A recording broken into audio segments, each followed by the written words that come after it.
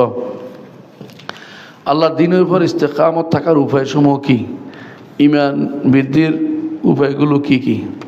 আল্লাহর দ্বীনের উপর ইস্তেকামত থাকা তো ফরজ।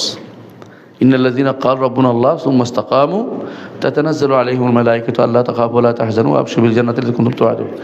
এক নম্বর কাজ হচ্ছে দোয়া, ইহদিনাস সিরাতাল মুস্তাকিম। ইস্তেকামত এটা থেকে আসছে যে আমি সরল সহজ পথে থাকতে চাই, এক দোয়া। দ্বিতীয় কাজ হচ্ছে আপনাকে জানতে হবে দ্বীনের মূল, না হলে ভুলের মধ্যে পড়ে যাবেন। আকীদা জানতে হবে, মানহাজ জানতে হবে।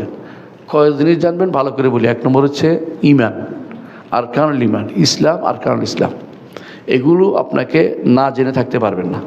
এগুলোর জন্য বই পড়বেন, একটা বইয়ের নাম হচ্ছে উসুল ঈমান, ঈমানিয়াত পড়বেন। আর আরকানুল ইসলাম একটা বই আছে আমার, বের হবে ইতিমধ্যে, এটাও পড়বেন। ফতোয়া আরকানুল ইসলাম আছে শেখ মোহাম্মদ সালেহ উসাইমিন, এটাও পড়বেন। এটা ভালো পড়ে দেখবেন।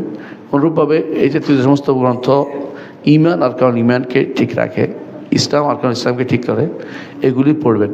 হালাল হারামের জানার জন্য বই পড়বেন, আলেমদের বক্তব্য শুনবেন এবং বেশি বেশি এলেম তলবের দিকে নিজেকে রাখবেন। যে করে শেষ মুহূর্ত পর্যন্ত, জীবনে মরার আগ পর্যন্ত এলেম তলবে থাকবেন।